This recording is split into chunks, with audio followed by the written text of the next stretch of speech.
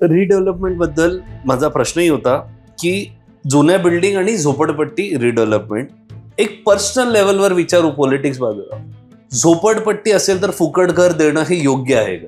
मुंबई कर्मचारी मुळे चालतो, मुंबई पिऊन मुळे चालतो, मुंबई हेल्पर्स मुळे चालतो, मुंबई ऑटो रिक्षावाला, कार ड्रायव्हर्स हे कुठे राहतात? हे या स्लममध्ये राहतात. जर त्यांना चांगलं घर भेटणार तर त्यांचे जीवनमध्ये काही चांगला काही एक वेगळं त्यांच्या एक लाईफस्टाईल, त्यांच्या पण लाईफस्टाईल चेंज व्हायला पाहिजे. त्यांच्याकडे पैसे नाही आहे. त्यांना असं वाटतं की बांगलादेशींना तिकडून आणून इकडे आपण आपल्याकडे आपण ठेवलं तर ते आपल्याला वोट देतील. असा जितेंद्रआव्हाडांना पण वाटत होतं. पण ज्यावेळी मोठं झाला, बांगलादेश जास्त मोठं झाला, लात मारून काढून टाकला त्याने. ते बघितलं ना, करप्शन पहिला वरपासून सुरू होतो, नंतर खालीपर्यंत पोहोचतो. वरचा करप्शन आम्ही बंद करणार, आपोआप धीरे धीरे हा खालचा करप्शन पण कमी होणार आणि खतम होऊन जाणार. माझ्यासाठी अकाउंटेबिलिटी ही सर्वात पहिली आहे. सर्वात पहिली. ज्या लोकांनी मला निवडून दिलं आहे त्या लोकांसाठी मी अकाउंटेबल आहे, अकाउंटेबल राहणार. आम्ही सगळे लोक रामभाऊ नाईक यांच्या एक नेतृत्वाने तयार झालो आहोत.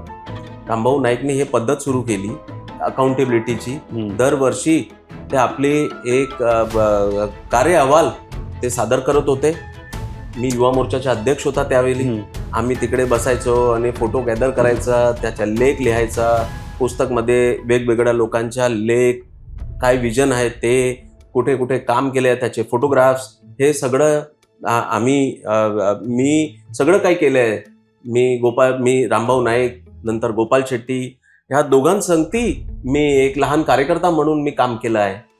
हे बघा, माझा एक स्वप्न आहे की मी या वॉर्डला क्लीन 35 आणि ग्रीन 35 असा मी एक इंदौर सारखा स्वच्छ वॉर्ड मी जर निर्माण करू शकलो, जर लोकांमध्ये एक चांगल्या कार्यकर्त्यांची फली मी देऊ शकलो, तर मला असं वाटतं की हा मी समाधानकारी असणार. असा तर काम तर खूप आहे, कामाची कमी नाही आहे.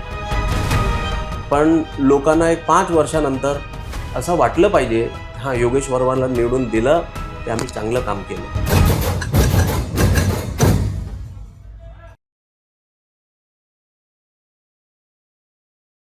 रिडेव्हलपमेंट बद्दल माझा प्रश्नही होता की जुन्या बिल्डिंग आणि झोपडपट्टी रिडेव्हलपमेंट एक पर्सनल लेवलवर विचारू, पॉलिटिक्स बाजूला. झोपडपट्टी असेल तर फुकट घर देणं हे योग्य आहे का? हा बघा, हा जरा प्रश्न मला विचारूच नका. कारण आज आम्ही नोकरी करणारे, टाइम्स भरणारे लोकांना एक घर घेणं म्हणजे आमचं काम फुटतो. नाही, पण मी एक सांगतो की हा खूप गरजेचा आहे. जे लोक स्लममध्ये राहतात त्यांची अवस्था कशी आहे. हा मुंबई कशामुळे चालतो? मुंबई ड्रायव्हर्समुळे चालतो, मुंबई कर्मचारीमुळे चालतो, मुंबई पिऊन मुळे चालतो, मुंबई हेल्पर्स मुळे चालतो, मुंबई ऑटो रिक्षावाला, कार ड्रायव्हर्स हे कुठे राहतात? हे या स्लममध्ये राहतात. जर त्यांना चांगलं घर भेटणार तर त्यांचे जीवनमध्ये काही चांगला काही एक वेगळं त्यांच्या एक लाईफस्टाईल, त्यांच्या पण लाईफस्टाईल चेंज व्हायला पाहिजे. त्यांच्याकडे पैसे नाही आहे म्हणून ते खूप लांबनी मुंबईला येत आहे. कुठे थोडी गटरच्या किनाऱ्यामध्ये, कुठे खूप खूप वाईट अवस्थामध्ये ते लोक राहतात. कुठून ते पैसे आणणार? कुठे जाणार? काय करणार? हा गुलामीतून बाहेर येण्याचं काम हा वेलफेअर सरकारचा काम आहे आणि सरकार ती वेलफेअर करत आहे. आणि इकडेच नाही,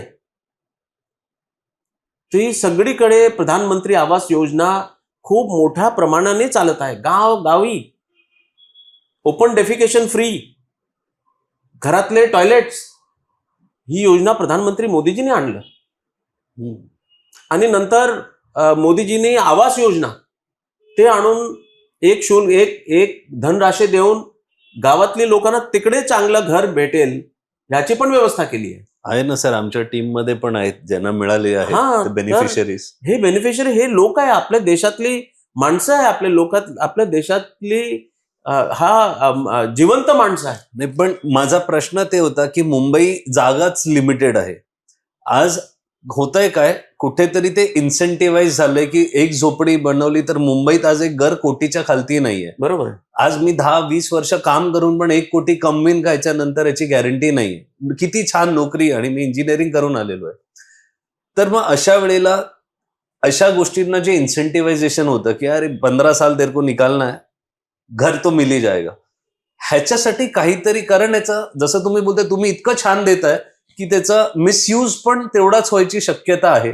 कारण जर स्लम वाढतच राहिले, कारण घर मिळणार, मग सरकार किती देणार? आणि सरकार शेवटी तुमचं इंटेन्शन खूप चांगलं असेल पण जागा तर लिमिटेडच आहे. हा, याच्यावर मी सांगतो. आपण आल्यानंतर एक अनऑथराइज कन्स्ट्रक्शन्स ला आळा घालण्यासाठी आम्ही खूप प्रयत्न करतो. जसा मी सांगितलं की मी येऊन 200-300 अनऑथराइज जे झोपडपट्टी बनायला सुरुवात होत होती त्याला मी पाडून टाकला. तर आता तुमच्या तर वॉर्डमध्ये नवीन आमच्या झोपडपट्टी वॉर्डमध्ये नाहीये. अशी नवीन झोपडपट्टी नवीन करण्यासाठी आता जागा नाही. मी आणि माझे लोक तुरंत इन्फॉर्म करून त्याला आम्ही डिमॉलिश करतो आणि असा डिमॉलिश करतो की परत तो बांधू शकेल नाही. हा पण आमचं काम आहे. विजिलंट, सरकारी जागावर विजिलंट ठेवायला आम्हीच आहोत ना, ते आम्ही करत आहोत. पहिल्याच्या सरकारने ते काही केलं नाही. फॉरेस्टमध्ये, इकडे खाडीमध्ये अनऑथराइज. आणि तुम्ही आता पण जाऊन बघा, मी एकदम ओपन रीतीने तुम्हाला सांगतो, जिकडे जिकडे हा काँग्रेसचे आणि किंवा दुसरे पार्टीचे जाऊन त्यांच्या वॉर्ड बघा, त्यांची कॉन्स्टिट्युन्सी तुम्ही बघा, खूप मोठ्या प्रमाणाने अनऑथराइज कन्स्ट्रक्शनवर त्यांचे वोटर्स जे आहे ते काय करतात.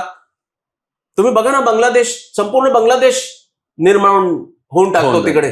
तुम्ही बघा पर्टिक्युलर काँग्रेसचे कुठे ते लोक निवडून येतात आणि जाऊन बघा काय करतात ते लोक. कशा ओपन स्पेसवर पहिला भरणी टाकून, नंतर झोपडे बांधून, नंतर त्यांच्या धार्मिक काही ते उभे राहतात आणि नंतर संपूर्ण बस्ती उभी राहते. तर हे जे सरकारी जमीन हे बळकवण्याचं काम, ग्रॅब करण्याचं काम, हे पर्टिक्युलर एजेंडा घेऊन त्यांना असं वाटतं की बांगलादेशींना तिकडून आणून इकडे आपण आपल्याकडे आपण ठेवलं तर ते आपल्याला वोट देतील. असा जितेंद्रआव्हाडांना पण वाटत होतं. पण ज्यावेळी मोठं झाला, बांगलादेश जास्त मोठं झाला, लात मारून काढून टाकला त्याने. ते बघितलं ना, कैसा हराया, बघितलं ना. हे लोक असेच असतात. पहिले हे लोक काय म्हणतात की जब तक हम लोग जीतते हैं ना तब तक इन बांग्लादेशियों को बढ़ने दो. त्यांना बोलवतात, सिस्टीमने बोलवतात. ओपन लँड असेल, ग्रीन झोन असेल, भरणी करून नाही बांधा इकडे तुम्ही. नंतर हिची बिर्याणी खायचं आणि ज्यावेळी त्यांचे वोटर पूर्ण झाले की अनाज लात मारून ते काढून टाकतात. तर हा जो एक पॉलिटिकल आपल्या फायद्यासाठी डेमोग्राफी बदली करायची, हा पण एक खूप मोठा प्रश्न या मुंबईकडे आहे की मुंबईमध्ये नवीन बांगलादेशी आमचं या क्षेत्र नाही कोणी मुंबईत अनधिकृत वस्ती नाही बांधली पाहिजे. पण particular Bangladeshi style, Lyari style, हा, कराची जाऊन बघा. असं वाटतं अरे बापरे, कराचीमध्ये आलो काय की आपण असा सोडू शकत नाही. त्या सगळं बरोबर नसते. बरोबर आहे, सगळं बरोबर नसते. जाऊन बघा तिकडे. मग कोण भेटतात?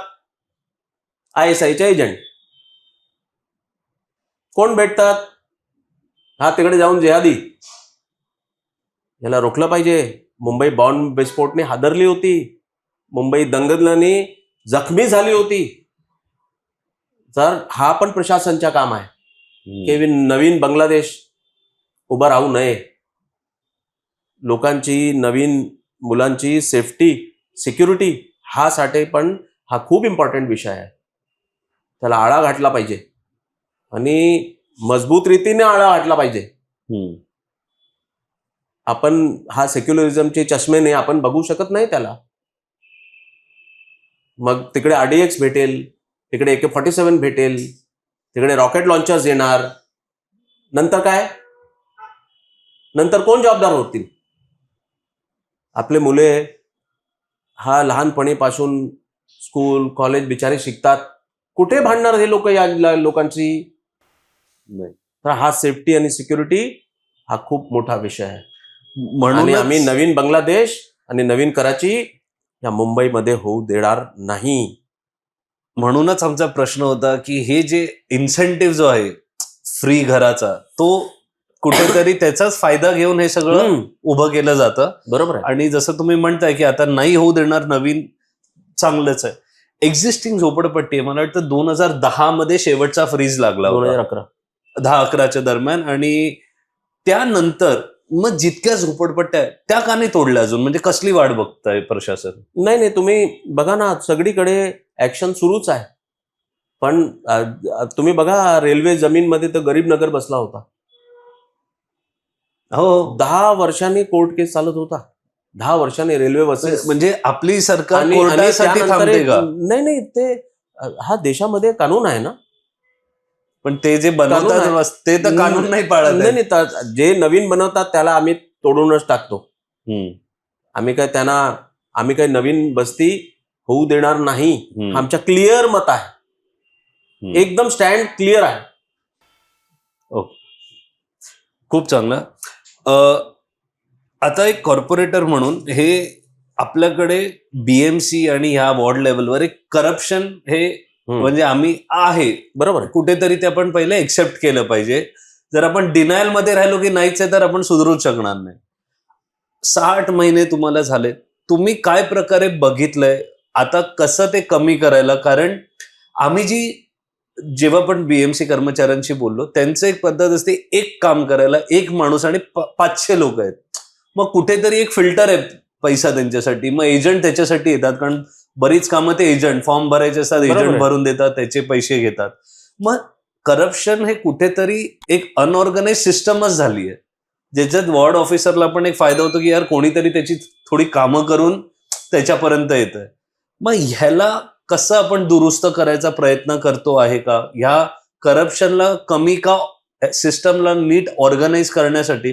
कारण वॉर्ड ऑफिसर तेवढेच आहेत, वाढले नाही, पण वस्ती 3 माळ्याची बिल्डिंग 10 माळ्याची होते, लोकांचं प्रमाण वाढलंय. मग हे करप्शन आणि हा सिस्टम रोबोस्ट करण्यासाठी, चांगलं करण्यासाठी आपण काय पावलं उचलली आहेत का, प्लॅन आहे? बरोबर आहे. जर तुम्ही न्यूजपेपर वाचत असेल तर अमित साटमजीचं एक वक्तव्य आहे, आता स्टँडिंग कमिटीची अंडरस्टँडिंग होऊ शकत नाही.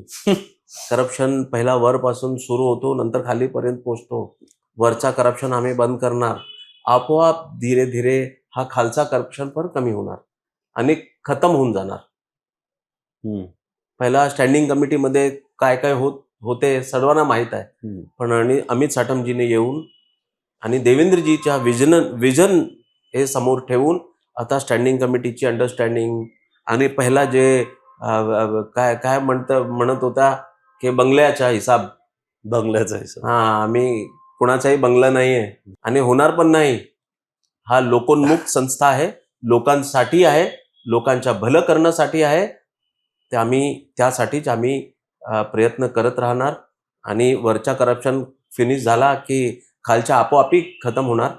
लोकांना माहीत पडणार की भाई ऊपरवाला बहुत स्ट्रिक्ट है, तो नीचेवाला अपने आप सीधा चलेगा.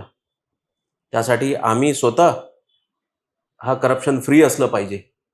ते आम्ही सगळं भारतीय जनता पार्टीचे जेही कॉर्पोरेटर्स निवडून आले, मेयर आहे, त्या आमच्यावरचे सगळे जे लिडरशिपची हायरार्की आहे, मोदीजी पासून ते एकदम खालच्या बोर्ड अध्यक्ष पर्यंत आम्ही जे चळवळीने वरती आलो आहे ना, ते करप्शन फ्री समाजसाठी, ती टेरर समाप्त करण्यासाठी आम्ही सगळे लोक लढत इकडपर्यंत आलो आहे. आम्ही काय कॉर्पोरेटर होण्यासाठी राजनीतीमध्ये आले नाही, आम्ही बदल घडण्यासाठी राजनीतीमध्ये आलो. तर हे जितकंपर्यंत आम्हाला पॉसिबल असेल ते आम्ही करणारच आणि ते करून दाखवणार पण. चला, आपण करप्शन पुढच्या 5 वर्षात बीएमसी मध्ये कमी होईल आणि ह्या वॉर्डमध्ये पण होईल. नसेल होत कमेंटमध्ये सांगा किंवा तुम्ही डिरेक्टली तुमच्या कॉर्पोरेटर पर्यंत पोहोचू शकता, अशी सोय यांची आहे. सर, स्टँडिंग कमिटी बद्दल आपण बोललो तर एक मध्येच मागच्याच आठवड्यात असं 3दा आलं की स्टँडिंग कमिटीचे सगळे मेंबर नाही आल्यामुळे बिल पास होत नाहीयेत. तर काय होत आहे म्हणजे, आणि त्यात महायुतीचेच येत नाहीयेत कॉर्पोरेटर, तर कसं बघता तुम्ही? कारण हा पण एक प्रॉब्लेमच आहे. हे बघा, आता तर मला असं वाटतं की मी तिकडं इतका टेक्निकल झालो नाहीये. त्यासाठी मी ठीक आहे. सध्याही ज्युनियर आहे. मी आता माझ्या लोकांमध्ये, रस्त्यावर, इकडे आहे. नंतर ज्यावेळी मी मॅनेजमेंटमध्ये असेल असेल. त्यावेळी याचं मी उत्तर देऊ शकणार. सरांनी खूप छान वेल लेफ्ट केलं आहे, पण ठीक आहे. जसं ते म्हणतायत ते वॉर्ड लेवलवर काम करतायत, आणि सध्या आम्हाला अशीच लोक हवी आहेत जी ग्राउंड लेवलवर काम करतील, तर बदल घडेल. अकाउंटेबिलिटी एक शब्द आहे, हा खूप वापरला जातोय. हम्म. आज जेनझी पण बोलते अकाउंटेबिलिटी. तुमच्यासाठी अकाउंटेबिलिटी म्हणजे काय? जसं एक आहे फेलियर एक्सेप्ट करणं की हा ही गोष्ट चुकीची आहे का, दुसरं पब्लिक गोल्स असाइन करणं की एक नागरिक म्हणून की आज एवढा फुटपाथ आहे तर एवढा चांगला करूया, मग अजून चांगला करूया, मग ब्युटिफिकेशन, एकदम तर सगळं काही नाही, होणार नाही. नाही. मग तिसरी आहे की एक प्रोग्रेस रिपोर्ट असावा, की एक वॉर्ड आहे, एवढा एवढा प्रोग्रेस झालाय, तो कमी जास्त होऊ शकतो पण प्रोग्रेस तो दिसतो, ती पण एक अकाउंटेबिलिटी असते. आणि ह्या 3-4 गोष्टींपैकी की काही म्हणतात एक्सेप्ट करा फेलियर, ती अकाउंटेबिलिटी नाहीये, ते झालं पुढे काय. तुम्ही अकाउंटेबिलिटी या विषयाला कसं बघता? What is accountability for you? माझ्यासाठी अकाउंटेबिलिटी ही सर्वात पहिली आहे. सर्वात पहिली. ज्या लोकांनी मला निवडून दिलं आहे त्या लोकांसाठी मी अकाउंटेबल आहे, अकाउंटेबल राहणार. जे काम झाले, चांगले झाले ते तर आहेतच, पण जे माझ्या प्रयत्नाने काम झाले नाही त्याच्या फेल्युअर पण मीच एक्सेप्ट करणार, आणखीन कोणी एक्सेप्ट करणार नाही. काही टेक्निकल विषयासाठी, काय विषयासाठी, पण मी एक पण सांगतो, मी पण असा आहे, मी पण मोदीजीच्या 1 नंबरचा, मी त्यांच्या भगत आहे. भक्त त्या लगता अंधभक्त, मी पण अंधभक्त आहे. मी मोदीजीची एक लाईन वाचली होती की मैं चुनौतियों को चुनौती देता हूं. मी पण असा चुनौतींसंगती मी लढत राहणार. जो काम मेरे से नहीं होगा करके ही रहूंगा, होगा ही. जब तक पूरा नहीं होगा तब तक मैं भी चैन से नहीं बैठूंगा. तो बहुत सारी चीजें होती है. इतना आसान सक्सेस और फेल्योर नहीं होता, उसके पीछे एक पूरी सिस्टम लगती है. सिस्टम का नेतृत्व लगता है, अधिकारी लगते हैं, विजनरी अधिकारी लगते हैं, विजनरी नेता लगते हैं. दोनों का जब समन्वय हो जाता है तो काम हो जाता है.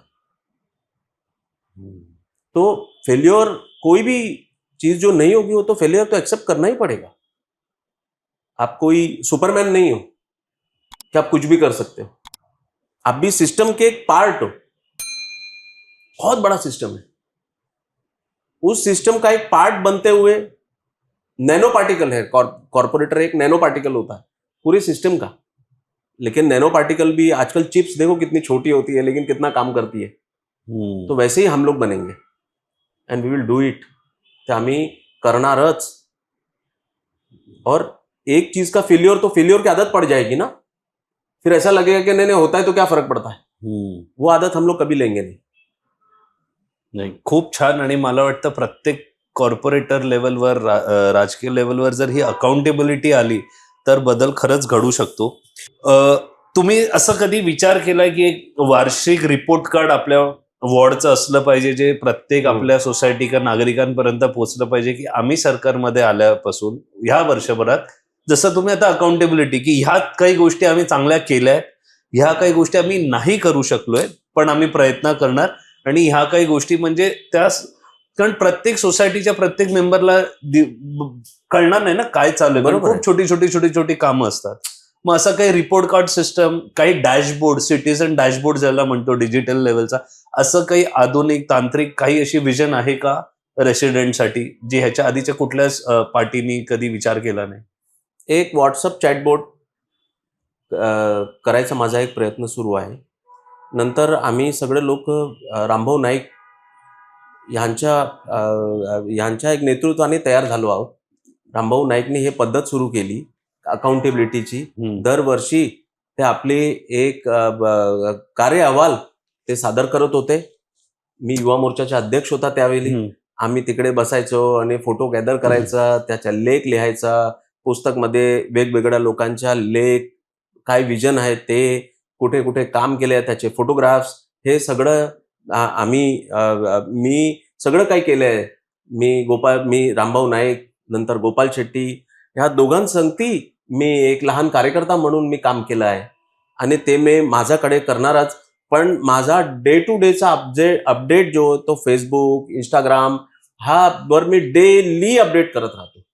डेली सर्व कार्यक्रम, कुठे कार्य केलं, कुठे उद्घाटन केलं, कुठे मीटिंग्स केली, तुम्ही जर बघणार तर एकदम ट्रान्सपेरंट असा माझं कार्य आहे. मी रोज माझ्या कार्यालयात असतो. रोज एक कमीत कमी 6 तास माझ्या कार्यालयामध्ये असतो.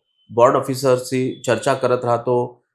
मेयर मॅडम आमच्यासाठी एक चांगलं आहे की ती पण आमच्या मधली एक कार्यकर्ता आहे आणि आमची एक टीम आहे. इतकी सुंदर टीम आहे. मुंबई भारतीय जनता पार्टीचे कॉर्पोरेटर्स, नंतर कधी पण आपण अमित साटमशी बोलू शकतो.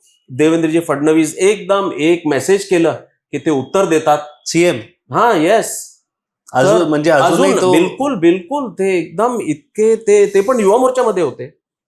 महाराष्ट्र युवा मोर्चाचे प्रभारी होते आणि आताही ते युवा मोर्चाचा एक जो फायर ते त्यामध्ये आहे. तर ही जी टीम आहे ना, टीम भारतीय जनता पार्टी, ही एकदम कार्यकर्त्यांची टीम आहे. इकडे तुम्ही बघाल तर असा नेता, असा कोणी एकदम भाईसारखा हे कोणी दिसणार नाही. पण लोकांसंगती बसून त्यांच्या उत्सवामध्ये पार्ट घेणं, त्यांच्या परमिशन्सच्या काम करणं, हे करणं ते करणं, म्हणून आज जी भारतीय जनता पार्टीची एक वोट बँक झाली आहे ना, ती काही अनाउन्समेंट करून ती झाली नाहीये. ते लोकांचा विश्वास अर्जित करून झाली आहे. ते विश्वास अर्जन ते आम्ही सतत करत राहणार. ती प्रोसेस सतत करतच राहणार. ओपन प्लेसेस वॉर्ड, आज आम्हाला आठवतंय गोरेगाव मालाड या एरियामध्ये एकेकाळी अनेक मोकळे ग्राउंड होते. अभि गोरेगावकर म्हणा, प्रबोधन म्हणा, का सुंदरनगरचं गार्डन म्हणा, आणि जिकडे मुलं यायची आणि क्रिकेट आणि खेळ खेळायची. ते खूप कमी झाले गेल्या काही वर्षात. आणि आज साधं खेळण्यासाठी टर्फ बुक करून पैसे खर्च करावे लागतात मुलांना. ही तसं बघितलं तर पैसा आलाय, पण ही एक वाईट गोष्ट आहे. मग ह्यासाठी ओपन प्लेस ओपन ठेवणं, का वॉर्डच्या मुलांना मोकळ्या जागा मिळणं, लहान मुलांना खेळायला, सिनियर सिटीजन्सना चालायला, तर ह्यासाठी इकडच्या ज्या मोकळ्या जागा आहेत त्यांना मोकळंच ठेवणं आणि अशा काही अजून फॅसिलिटीज, ह्याच्यावर काही काम केलं आहे, चालू आहे का? कसं आहे आपल्या वॉर्डमध्ये, किती मोकळ्या जागा आहेत? माझ्या वॉर्डामधले कमीत कमी 5 मोठे ग्राउंड्स आहे आणि खूप चांगले गार्डन्स आहे माझ्याकडे. आणि हा जे पहिला वर्ष होता, हा पहिला वर्षमध्ये मी पब्लिक टॉयलेट्स आणि लोकांचे जे स्लममध्ये लोक राहतात त्याच्यासाठी लादीकरण, टॉयलेट्स अशी मी सर्वात पहिला व्यवस्था केली आहे. और हे 2-3 वर्षाने 4 वर्षाने हे चांगले राहणार. हा जे दुसरा टप्पा आहे माझा निधीचा, ती मी संपूर्ण ह्या ओपन स्पेससाठी, गार्डन्ससाठी मी वापरणार आहे. आणि युनिक गार्डन्स, युनिक खेळण्याचे मैदान हे मी करणारच आहे. ही माझी हॉबी आहे. आणि मी गार्डन आणि मार्केट या समितीचा सदस्य पण आहे आणि तिकडे पण बसून आम्ही नवीन काय गोष्टी करायच्या आहे ह्या स्टुडंटसाठी, मुलांसाठी. ते आम्ही कंटिन्यूज तो एक प्रोसेस म्हणून आम्ही घेतलं आहे आणि ते आम्ही करणारच. कुठे मोकळी जागा, एन्क्रोचमेंट फ्री मोकळी जागा हे आम्ही करत राहणार. पण मी एक सांगतो की हा शहर, याची पॉप्युलेशन इतकी वाढती आहे, इतक्या मोठ्या प्रमाणाने याचं पॉप्युलेशन वाढत आहे. तर हा जे ओपन स्पेस आहे त्याच्या स्कॅरसिटी तर पुढच्या वर्षाने होणारच आहे. तुमचा कुठला आवडीचा खेळ? आता तर मला माहिती आहे वेळ नाही, पण पहिला मी मार्शल आर्ट म्हणून माझा खूप आवडता होता. मी कराटे किंवा अशा मार्शल आर्ट ह्यावर मी जिम, रनिंग हे मी खूप करायचो आणि ते माझा खूप आवडता विषय. माझा जो मुलगा आहे तो पण हा मिक्स मार्शल आर्टचा चॅम्पियन आहे, महाराष्ट्राला रिप्रेझेंट करतो. अरे वा. हा, माझे वडील हे RSSचे स्वयंसेवक होते, म्हणून माझा घर 5:30-6 वाजता सकाळी आम्ही सगळे लोक व्यायाम वगैरे करण्याचा. बाकीचे साधे आपली लोक जे क्रिकेट फुटबॉल वगैरे खेळतात नाही, नाही, ते असे मी कधीच नाही. हा नाही, खूप कमी खेळलो. पण या वॉर्ड मधल्या मुलांना ते खेळायला मिळेल ह्याची काळजी Yes, ते 100%. घेणार नक्कीच आहेत. प्रत्येक वॉर्डचं एक कल्चर असतं बघा. आज आपण जसं वॉर्ड टू वॉर्ड का जसं मालाडून गोरेगावला गेलो, गोरेगाव लोक तरी असली तरी एक कल्चर असतं आणि ते आपल्याला दिसतं जे लोक राहतात. काय असं कल्चर आपल्या वॉर्डचं आहे जे तुम्हाला वाटतं की हे चांगलं लोकांपर्यंत पोहोचलं पाहिजे की ह्या वॉर्डमध्ये ही लोक राहतात, एक चांगलं कल्चर आहे? कसं बघता तुम्ही कल्चर प्रिझर्वेशनच्या हिशोबाने? माझ्या वॉर्डामध्ये जैन समाजातली लोक खूप राहतात. त्याचे खूप कार्यक्रम, मंदिरचे कार्यक्रम, त्याचे संघातले कार्यक्रम खूप होत राहते. आमच्या वॉर्डामध्ये असं वाटतं की तसेच इकडे आदर्श आणि ही जी सोसायटी आहे, कृष्ण मंदिर आहे, गणेश मंदिर आहे, तसाच इकडे ऑर्लम पण आहे. अँग्लो इंडियन्स आणि ईस्ट इंडियन सोसायटी हे इकडे राहते आणि खूप जुनी मलाडचा खूप एक ऑर्लम खूप जुनी वस्ती आहे. आणि इकडे नंतर तमिळ वस्ती खूप मोठी आहे. वळलई म्हणून एक क्षेत्र आहे, त्यामध्ये आता खूप मोठ्या प्रमाणाने तिकडे रिडेव्हलपमेंट आणि SRA योजना तिकडे सुरू आहे. तर मला वाटतं असा एक मिक्स वॉर्ड आहे, पण खूप ऍक्टिव्ह वॉर्ड आहे. सर्व संघ, सर्व LMs ऑर्लम मध्ये खूप ऍक्टिव्ह आहे. ते लोक मला भेटत राहतात, मला काहीतरी सुझाव देत राहतात, मी त्याच्यावर काम करत राहतो. तर एक खूप चांगला वातावरण हा आपला वॉर्डमध्ये आहे. तुम्ही ALMs बद्दल बोललात आणि खूप मोठ्या प्रमाणावर जे मुंबईच्या बाहेरून लोक आले त्यांना ALM कॉन्सेप्टच माहित नाही, जे इकडचे रहिवासी पण आहेत. ह्याच्यावर ALM काय आहे, ALMचे बेनिफिट्स काय, याचा अख्खा एक व्हिडिओ तुम्हाला मराठी मूड चॅनलवर बघायला मिळेल. जास्त माहितीसाठी तुम्ही बघा. पण एक थोडक्यात तुम्ही सांगितलं की एक कुठल्याही बिल्डिंगचा का चाळीतला एक रहिवासी त्याला एक ALMचा काय फायदा असतो आणि ALM काय असते एकदा थोडक्यात सांगा, म्हणजे लोकांना पण कळेल. ऍडव्हान्स लोकॅलिटी मॅनेजमेंट एक कमिटी असते. ती कमिटीमध्ये ही जास्त ऑर्लम मध्ये किंवा मला असं वाटतं की ही जी अँग्लो इंडियन सोसायटी आहे त्यामध्ये खूप पॉप्युलर आहे, पण इतर सोसायटीमध्ये ती जास्त पॉप्युलर नाही आहे. खूप जुनी कन्सेप्ट असल्यामुळे जुन्या लोकांना माहिती आहे, नवीन लोकांना माहिती. आणि जिकडे जिकडे आहे तुम्ही बघा, असा हे जे एरिया असतात आमच्या इकडे बघा, ऑर्लम आहे, ते एकदम स्वच्छ राहतो. लोक एक हॉकर तिकडे बसला की ते एकदम रिॲक्ट करतात आणि अधिकारीपर्यंत पोहोचतात आणि लोकांना भेटतात आणि त्यामुळे त्याचा ऍक्शन जास्त होतो. तर त्यासाठी एक जागरूकता म्हणून हे खूप जागरूक ही कमिटी असते. मला असं वाटतं की जास्त लोकांना ही अडॉप्ट करायला पाहिजे. आणि मी पण काय केलंय की आमच्याकडे मी आयडेंटिफाय केले असे 10 वस्ती, खूप मोठी वस्ती. त्या 10 वस्तीतले कार्यकर्ते 10-12 कार्यकर्ता मी त्यांची सतत मीटिंग घेत राहतो. एक डायरेक्टली LM नाही, पण एक सेमी LM सारखा कॉन्सेप्ट मी निर्माण केलं माझ्या वॉर्डामध्ये. अरे वा. एक माझा कार्यकर्ता इकडे भादरनगर मध्ये राहतो, 3-4 कार्यकर्ता. आता ते LM सारखाच झालेले आहे. इकडे दारुला कंपाऊंड आहे, नंतर आदर्श आहे, नंतर हे आहे. ते लोक सतत व्हॉट्सअप ग्रुपवर असतात. काही प्रॉब्लेम झाली की ती फोटो टाकतात, त्याचं लोकेशन, त्याचा ऍड्रेस, ते मी पुढे कॉर्पोरेशन मध्ये पाठवतो आणि त्याचा परिणाम दिसायला येतो. तर हा एक चांगला मला असं मी सांगतो ना की काम करण्याची ना ती हॉबी असली पाहिजे, तर काम करण्याची मजा येते. काम करण्याचा कल्चर नसेल, काम करण्याची मजा आली नाही, तर काम कधी चांगलं होऊ शकत नाही. आणि सर्वात महत्वाचं इंटेन्शन, की काय इंटेन्शनने आपण काम करतोय. आणि जसं तुम्ही सांगितलं इकडे इंटेन्शन बंगला बांधणं नाहीये, पण एक छानसं असं वॉर्ड बांधणं आहे. बरोबर. जसं हे म्हणाले, ALM अतिशय महत्वाचं आहे. नागरिक आणि वॉर्ड ऑफिसर आणि वॉर्डमध्ये हे एक माध्यम आहे ज्यातर्फे तुम्ही तुमची कामं जास्त लवकर करून घेऊ शकता. जाता जाता 5 वर्षानंतर योगेश वर्माजींची काय लेगसी असणार, काय विजन आहे, की आज जर मी तुमचा 5 वर्षानंतर का 4 वर्षानंतर परत पॉडकास्ट जेव्हा करू, तेव्हा काय 4-5 गोष्टी अशा आहेत की ती गॅरंटीड या वॉर्डमध्ये दिसणारच आहेत आपल्याला? हे बघा, माझा एक स्वप्न आहे की मी या वॉर्डला क्लीन 35 आणि ग्रीन 35 असा मी एक इंदौर सारखा स्वच्छ वॉर्ड मी जर निर्माण करू शकलो, जर लोकांमध्ये एक चांगल्या कार्यकर्त्यांची फली मी देऊ शकलो, तर मला असं वाटतं की हा मी समाधानकारी असणार. असा तर काम तर खूप आहे, कामाची कमी नाही आहे, पण लोकांना एक 5 वर्षानंतर असं वाटलं पाहिजे, हा योगेश वर्माला निवडून दिलं ते आम्ही चांगलं काम केलं. त्याचं जास्त मला काहीच नको. मी एक कार्यकर्ता आहे पार्टीच्या आणि आमच्या कल्चर काय, मी किंवा नंतर माझा मुलगा किंवा नंतर त्याचा मुलगा हा काही डेव्हलप करायला मी यामध्ये मी मानत नाही. म्हणजे मी असं मानतो की मी एक कार्यकर्ता म्हणून हम्म, इतका वर्ष जे स्वप्न पाहत होतं कि मैं किस दिन मुझे मौका मिलेगा तो मैं ऐसा करूंगा, मैं कुछ ऐसा करूंगा, मैं वो करने के लिए, जैसा एक आर्टिस्ट होता है उसको दुनिया से मतलब नहीं होता है, उसको अपने पेंटिंग से मतलब होता है. मैं एक अच्छी सुंदर पेंटिंग बना करके अगर मैं समाज को दे सका तो वही मेरा इंटेंशन है. उससे आगे कोई बहुत ज्यादा सोचने का कुछ है नहीं, बहुत सोचने से कुछ होता नहीं है.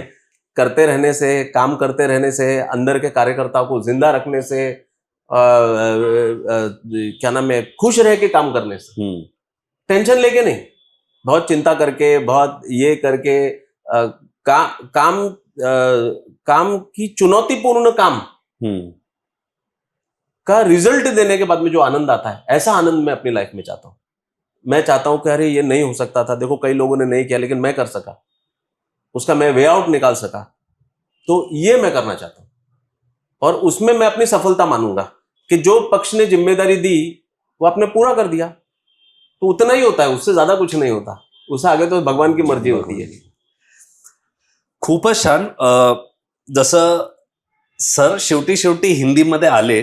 सुरुवातीला ऍक्च्युली ते आम्ही त्यांना बोललो होतो की तुम्ही हिंदीमध्ये बोलू शकता कम्फर्टेबल, पण ते म्हणाले का, जर मी महाराष्ट्रात आहे, मुंबईत आहे, तर मी माझ्या मराठीमध्ये बोलतो. आणि आम्हाला खूप आवडलं की त्यांनी मराठी ही भाषा निवडली जी त्यांची मूळ भाषा नाहीये. तर कोणी असं बोलू शकत नाही की मुंबईत मराठी कोणी बोलत नाही. जर बोलताय तर सरांनी ते दाखवलंय की नाहीये. आणि अशीच अपेक्षा आहे. तुमचं काम जे आतापर्यंत 6च महिने झालेत, पण तुमची विजन तुम्ही आज आम्हाला सांगितली आणि मला वाटतं की प्रत्येक मुंबईकरांनी ह्याच्यातून काहीतरी घ्यावं. तुमच्या वॉर्डमध्ये तुम्ही काय देऊ शकता, इकडच्या वॉर्डवाल्यांनी काय अपेक्षा सरांकडून ठेवली पाहिजे, या सगळ्याच गोष्टीची आज त्यांनी आम्हाला माहिती दिली. त्यांनी त्यांचा वेळ दिला, हे सगळ्या गोष्टी सांगितल्या. आणि एक चांगला प्रामाणिक नगरसेवक, कॉर्पोरेटर कसा असावा हे थोडक्यात आपल्याला त्यांनी समजवलंय. आणि पुढच्या 5 वर्षात ते हे सगळं कंटिन्यू करत राहतील. आम्ही नक्की येणार आणि 5 वर्षानंतर हा वॉर्ड परत बघणार, पण त्यावेळेला आम्ही ऑफिसमध्ये नाही बसणार, तेव्हा आपण सर ग्राउंडवर असणार आणि तो बदल बघणार आहोत. तुम्ही वेळ दिलात आज तुमच्या या सगळ्या कामातून, आणि मला दिसतंय अनेक लोकांची गर्दी जमलेली आहे तुम्हाला भेटण्यासाठी. तर आजचा संवाद आपण इकडेच थांबवूया आणि परत जेव्हा काही असेल, चांगलं काही तुम्हाला माहिती द्यायची असेल, तर आमचा चॅनल तर आहेच आणि तुम्ही आम्हाला ती माहिती आणि वेळ द्याल अशी अपेक्षा करतो. जाता जाता तुम्हाला काही सांगायला मराठी मूळच्या आहे ना, हिंदी, मराठी कुठल्याही भाषेत तुम्ही बोलू शकता. हे बघा, भाषा आहे हे कम्युनिकेशनची स्किल असते. तर मला असं वाटतं की यामध्ये न जाता कुठली भाषा, कुठला हे जे सरकारचा विजन असते ते आखरी व्यक्तीपर्यंत समाजच्या त्याला कसा पोचवण्याचा, त्याला कसा वरती घ्यायचा, हा खूप इम्पॉर्टंट विषय असते सरकारचा. ऍक्टिव्हिस्ट लोकांच्या काय असतंय, ऍक्टिव्हिस्ट लोकांचा काम करत राहा हाच मूल उद्देश असते. कार्यकर्ता हा पक्षातला नव्हे, तर कार्यकर्ता हा एक कल्चर असते की सगळं कार्यकर्ता कुठल्याही पक्षाचा असो, जर त्यांनी लोकांना आपल्या पक्षानं चांगलं रिप्रेझेंट केले, चांगलं काम केले, तरच पक्षांच्या एक फेस म्हणून तो उभा राहू शकतो. आणि पुढच्या 5 वर्षांनी मी असंच काम करत राहणार, चांगल्या रीतीने काम करणार, लोकांमध्ये एक संपर्क ठेवणार, आपल्या अधिकाऱ्याशी चांगला संबंध ठेवणार, आपले मित्रांशी असंच वागणार जसा पहिला वागत होतो. हा खूप मोठा विषय. खूप खूप धन्यवाद. आपण आला, इतका चांगला हा संवाद लोकांपर्यंत पोहोचण्या हा गरज आहे, हा कालाची गरज, कम्युनिकेशन गरज आहे. की जेनझी जो प्रोटेस्ट आता झाला याबद्दल थोडक्यात तुम्ही तुमचं मत सांगू शकाल का?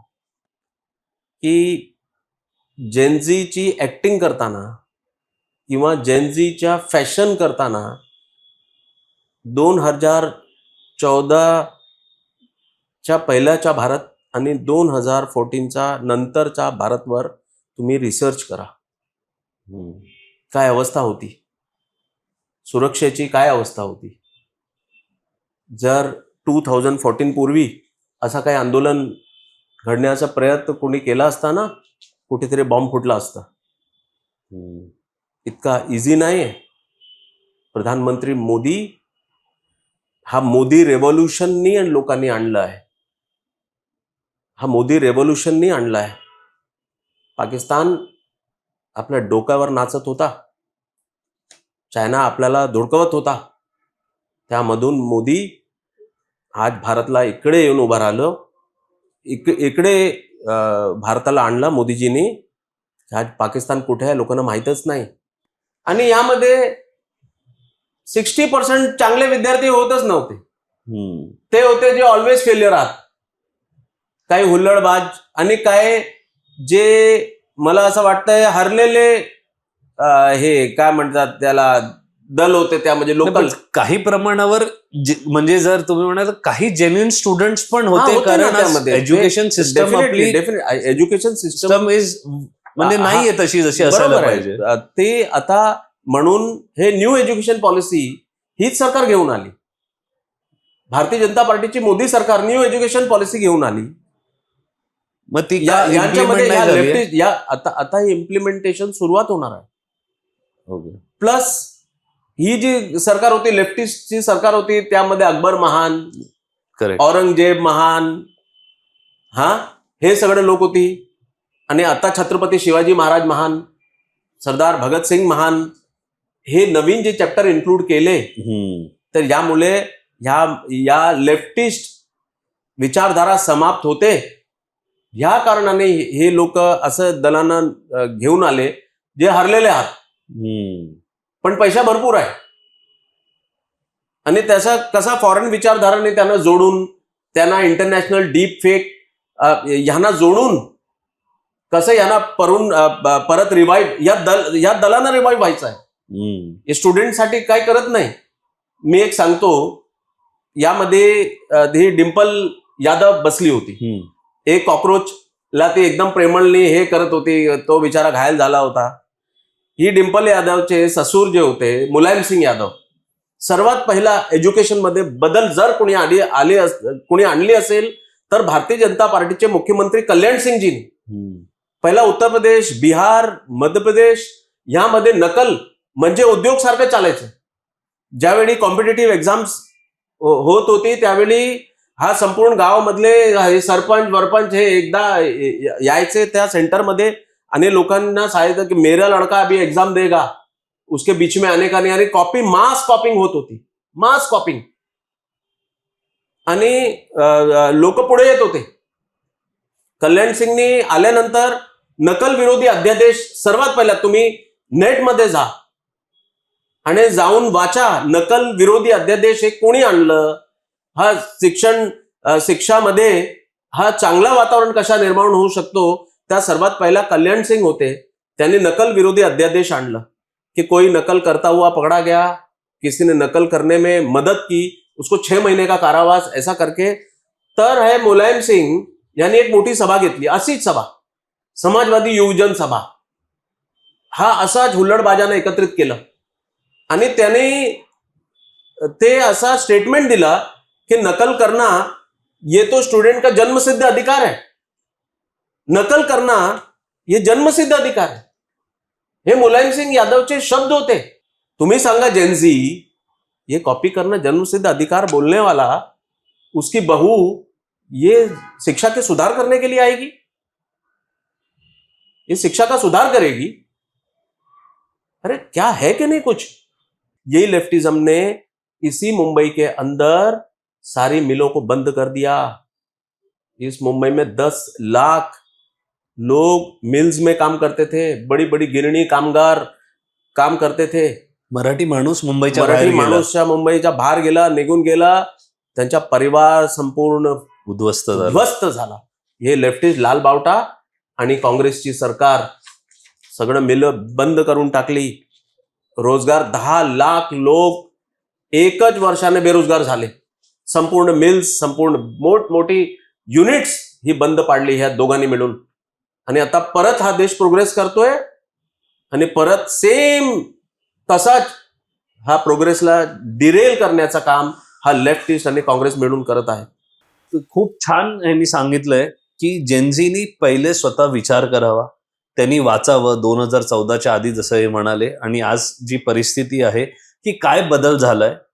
आणि एक गोष्ट बरोबर आहे, आपण निवडून दिली सरकार आहे तर अकाउंटेबिलिटी आपण विचारायला पाहिजे. आणि एक भाजपा म्हणून ते म्हणतायत की तुम्ही आम्हाला विचारा, प्रश्न विचारा, अकाउंटेबिलिटी विचारा, पण शिवी देणं आणि नको त्या गोष्टी आणि व्हिडिओ कन्झ्युम करणं आणि मग मतं बनवणं हे लॉंग टर्म मध्ये समाजासाठी आणि देशासाठी मुश्किल होऊ शकतं.